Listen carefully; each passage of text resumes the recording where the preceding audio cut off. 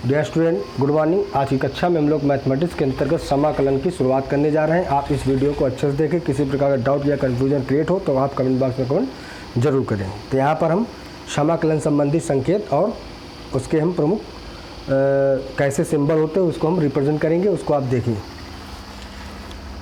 समाकलन क्या होता है? समाकलन इंटीग्रेशन, इसका संकेत होता आई। डियर स्टूडेंट, जोड़ का यानी ऐड का रेसिप्रोकल व्युत्क्रम घटाना होता है, घटाना का जोड़ होता है, गुणा का भाग होता है, भाग का गुणा होता है। तो उसी प्रकार ये अवकलन का व्युत्क्रम समाकलन कहलाता है। तो लिखेंगे अवकलन का व्युत्क्रम समाकलन कहलाता है। इसे आई से व्यक्त करते हैं। इसका संकेत होता है आई बराबर ये इसका संकेत है। ये समाकलन है, समाकलन मतलब कि इंटीग्रेशन। यहाँ पर हम लिखते हैं जहाँ x c dx बराबर या x dx बराबर हम लिख सकते हैं f ऑफ x dx बराबर f ऑफ x का समाकलन x के सापेक्ष, और f ऑफ t dt बराबर f ऑफ t का समाकलन t के सापेक्ष, और theta f of theta d theta बराबर f ऑफ थीटा का समाकलन थीटा के सापेक्ष। ये इसका आशय है। अब हम इसके सामान्य सूत्र की जानकारी लेंगे। समाकलन संबंधी सामान्य सूत्र। एक बात नोट में और लिख लें। नोट में बात यह है कि d upon dx f of x बराबर f डैश x, और जबकि इसका हो जाएगा कैपिटल f ऑफ x। इस बात को आप अच्छे से समझें। ये आपका अवकलन है, ये होगा, और जबकि ये समाकलन है, ये आपका हो जाएगा।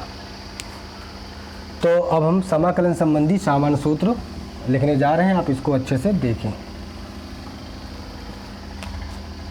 समाकलन संबंधी सामान्य सूत्र।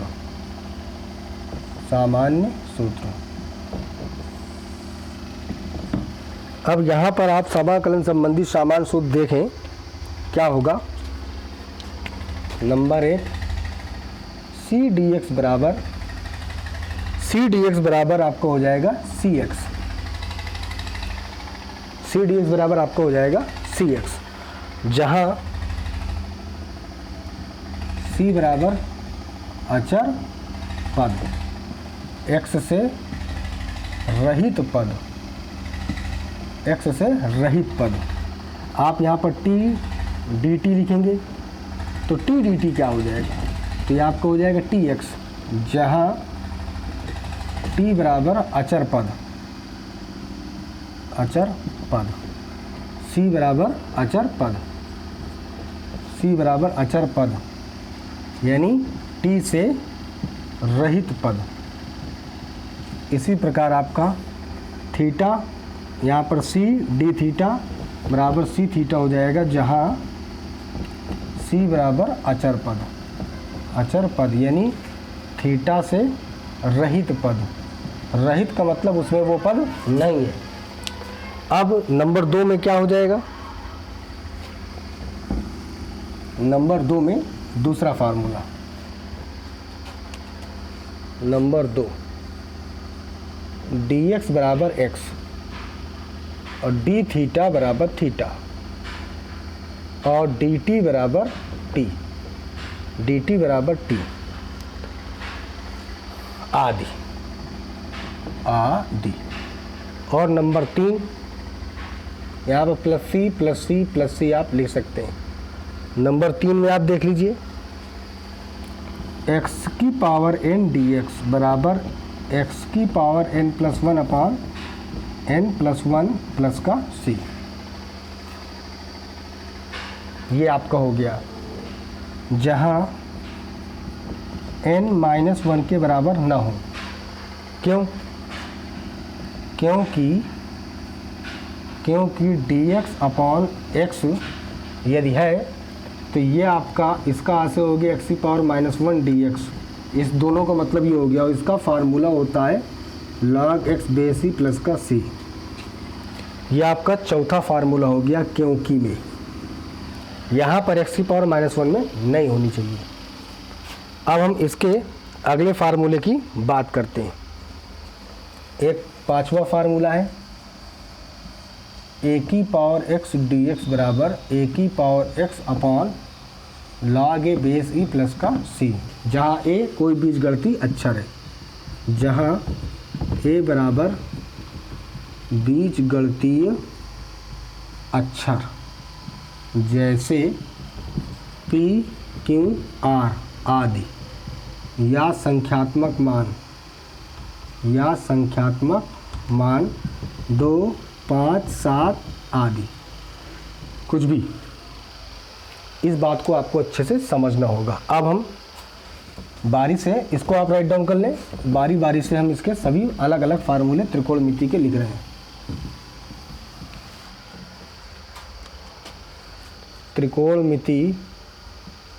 त्रिकोणमिति फलन संबंधी और समाकलन सूत्र, यानी नंबर 7 में क्या है फार्मूले, आप उसको अच्छे से देखें।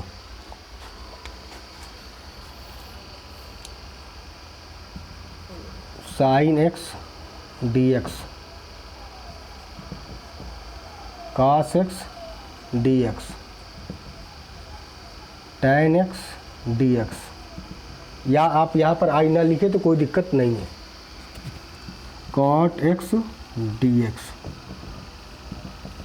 sec x dx, cosec x dx। यहाँ पर साइन का हो जाएगा माइनस cos x प्लस सी, लिखे चाहे ना लिखें। cos x का हो गया sin x प्लस सी, tan x का हो जाएगा क्या, log sec x, या फिर माइनस log cos x, इसका हो जाएगा log sin x, या फिर minus log cosec x। sec x का हो जाएगा log sec x plus tan x, अगला हो जाएगा log cosec x माइनस का cot x प्लस सी आप कर सकते हैं। अब हम एक और फार्मूले की बात करेंगे। i बराबर sec x into tan x dx बराबर माइनस का, यह आपका sec x प्लस का c। एक फार्मूला आपका और भी लिखे देते हैं। i बराबर cosec x into cot x बराबर माइनस का cosec x प्लस का c। तो इस प्रकार साथ में first, second, third, fourth, fifth, sixth, seventh और ये आपके 8 फार्मूले आपके बन रहे हैं। अब यहाँ पर 2 बातें आपको और समझना होगा। जैसा कि sec x के फार्मूले हैं तो उनको आप क्या लिख सकते हैं। sec x के फार्मूले में log tan π/4 प्लस, जैसे यहाँ पर है sec x का log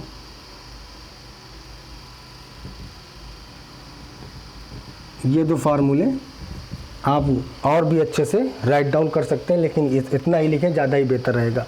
1 2 3 4 5 6 7 8। दूसरी बात आप नोट रूप में लिखेंगे,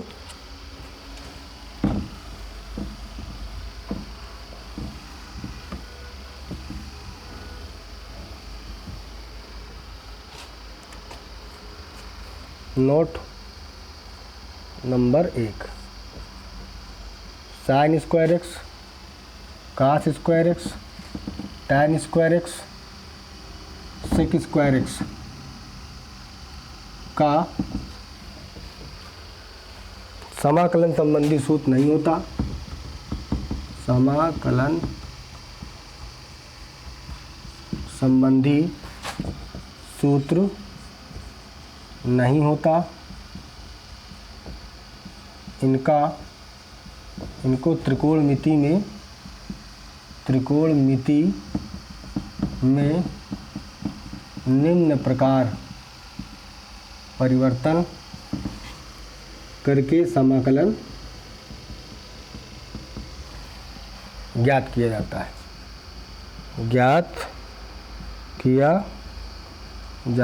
है। Number 1, sine square x 1/2 minus 1/2 और कास स्क्वायर एक्स कास 2x। दूसरा, कास स्क्वायर एक्स बराबर 1/2 और कास 2x। तीसरा, सेक स्क्वायर एक्स, यहाँ पर हम कॉट लिखे देते हैं, कॉट स्क्वायर एक्स। तो टैन स्क्वायर एक्स ये पर क्या लिखेंगे, सेक स्क्वायर एक्स माइनस का 1। और चौथा, काट स्क्वायर एक्स ये पर लिखेंगे कासेक स्क्वायर एक्स माइनस का 1। इस बात को आप दिमाग में अच्छे से रखना। अब नोट नंबर हम दूसरे की बात करते हैं, इसको आप देख लीजिए।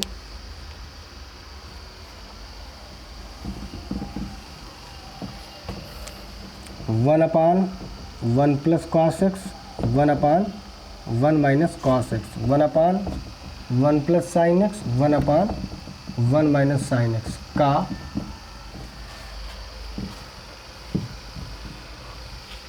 समाकलन करते समय अंश और हर में इनके संयुग्मी से गुणा किया जाता है। अर्थात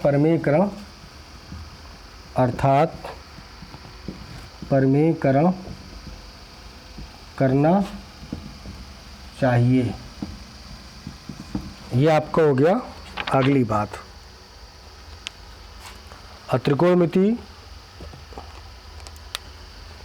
त्रिकोणमिति में परिवर्तन भी हम इनको अच्छे से कर सकते हैं। अब हम अगली बात करेंगे। अब हम 8वें नंबर फार्मूले की बात करेंगे, जिसका नाम है वृत्तीय त्रिकोणमिति समाकलन। प्रतिलोम वृत्तीय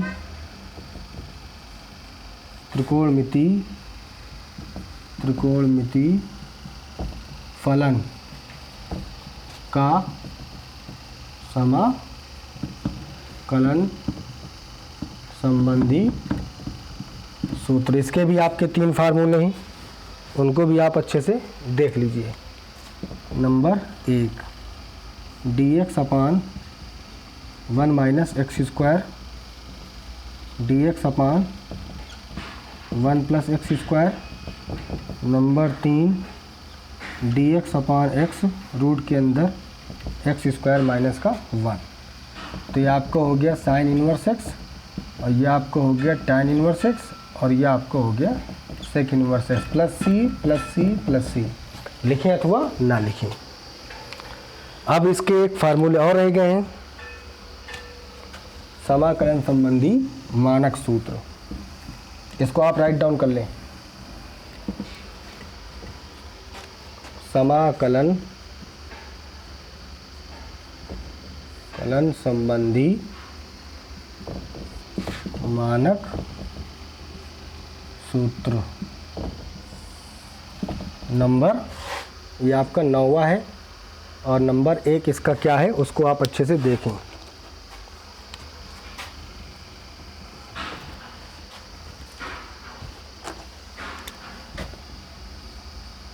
dx अपान अंडर रूट के अंदर ए स्क्वायर प्लस का एक्स स्क्वायर।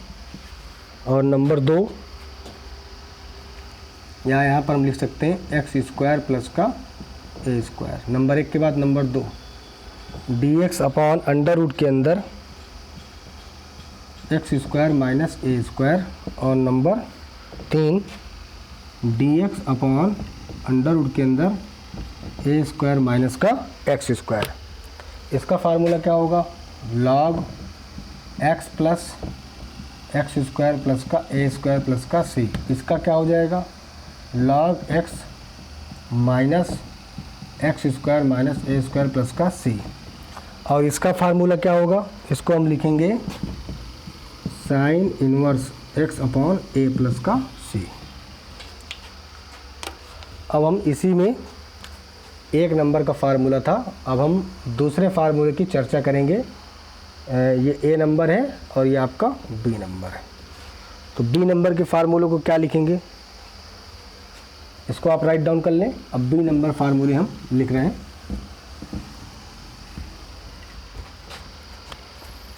बी का first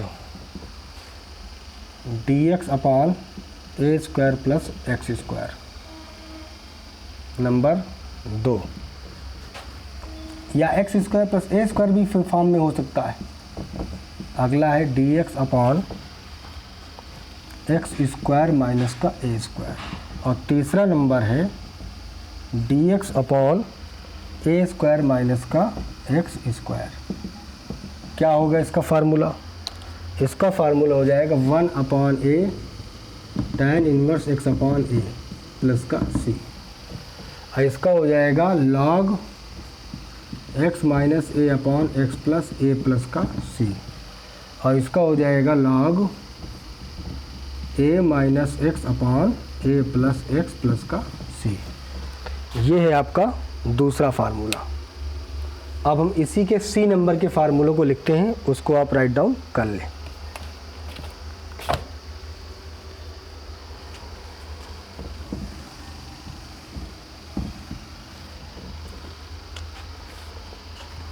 C number formula.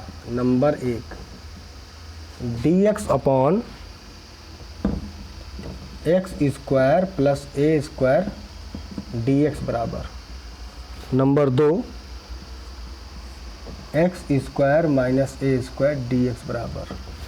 Number 3 a square minus x square dx बराबर। तो ये फार्मूला क्या हो जाएगा, एक्स अंडर रूट के अंदर x square plus a square upon 2 और प्लस का a square log x plus under root के अंदर x square plus a square पूरे का बटा 2 प्लस का सी। इसी प्रकार इसका हो जाएगा x square minus a square upon 2 plus a square log x minus x square minus x square plus c upon पूरे का बटा 2। और इसका फार्मूला हो जाएगा 1 upon a sec inverse x upon a. X a square minus का x square upon 2 और plus a square sine inverse x upon a पूरे का बटा 2 प्लस का सी। ये था आपका फार्मूला। जैसा कि मैंने आप लोगों को लिखवाया है सेम फार्मूला ये रहेगा, यहाँ पर आपका प्लस रहेगा। और इसका अंतिम फार्मूला डी नंबर का हम उसको भी लिखे देते हैं। तो dx upon x times x square minus का ए इनवर्स बराबर 1 upon a sec inverse x upon a plus का सी। डियर स्टूडेंट, आपको ये सारे सवाल सूत्रों को अच्छे से याद रखना होगा, तभी आपको सारी बात समझ में आएगी। फिर भी मैं इस वैरायटी के जितने भी सवाल हैं उनको सीक्वेंस बाय सीक्वेंस हल करने की कोशिश करता हूँ। आप उसको अच्छे से देखें, सुने, समझें। किसी प्रकार का डाउट या कन्फ्यूजन क्रिएट हो तो आप कमेंट बॉक्स में कमेंट जरूर करें, लेकिन आप फार्मूले ज़रूर लिख लें।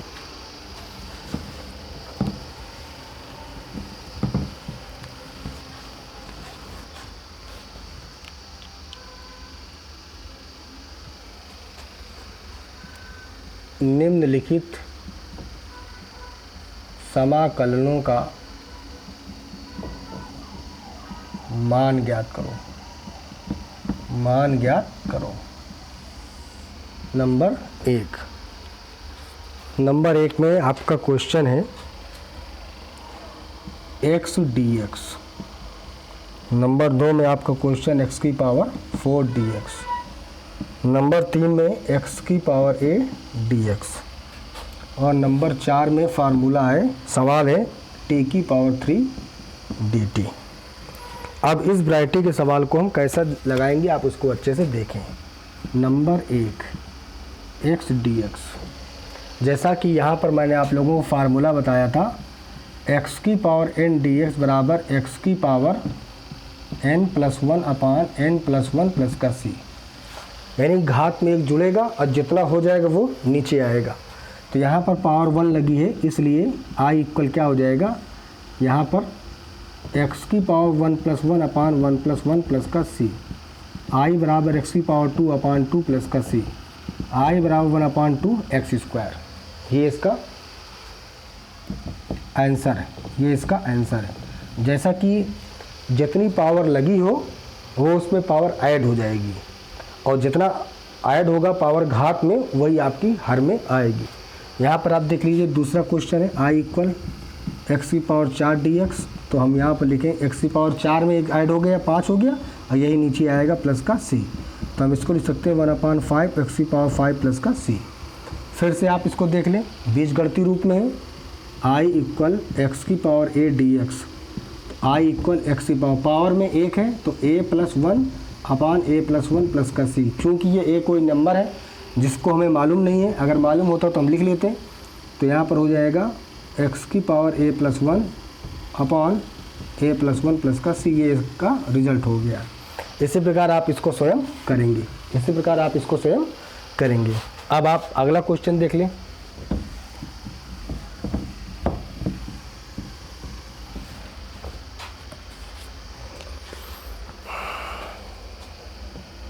x की पावर -7 dx 1। नंबर 2 x की power -1/2 dx। Number 3 -3/2 dx। Number 4 z की पावर 1/3 dz। यहाँ पर क्या हो जाएगा, मैं एक सवाल आपको बता देता हूँ, बाकी आप सब कर लें। यहाँ पर नंबर 1 है i इक्वल x की पावर -7 dx। तो i इक्वल x की पावर -7 + 1 अपान -7 प्लस का 1 प्लस का c। जैसा कि फार्मूला है, यहाँ पर आप फार्मूला फिर से देख लें, x की पावर n dx बराबर x की पावर n+1 अपान n+1 प्लस का c। जो घात लगी उसमें एक जुड़ेगा और जितना होगा वही नीचे आएगा हर में। तो i बराबर x की पावर -6 अपान -6 प्लस का c, i इक्वल 1/6 माइनस का और x की पावर -6 प्लस का c। इसी प्रकार इसको भी आप अच्छे से कर सकते हैं। मैं इस क्वेश्चन को आपको बताने की कोशिश करता हूँ। z की पावर 1/3 dz। तो यहाँ पर z की पावर -1/3 प्लस 1 और -1/3 प्लस 1 प्लस का c। i बराबर z की पावर 3 × 3, 1 चला गया 2 बचा, तो 2/3 अपान 2/3 प्लस का c, 3/2 हो जाएगा, 3/2 z की पावर 2/3 प्लस का c। ये इसका आपका आंसर है। डियर स्टूडेंट, अगले वीडियो में इससे अच्छे क्वेश्चनों को मैं क्रिएट करूँगा। आप शुरुआती दौर पर इतना ही ध्यान दें, अपना ख्याल रखें, मन लगा के पढ़ाई करें। यदि किसी प्रकार का डाउट या कन्फ्यूजन क्रिएट हो तो कमेंट बॉक्स में कमेंट जरूर करें। मेरे चैनल को लाइक करें।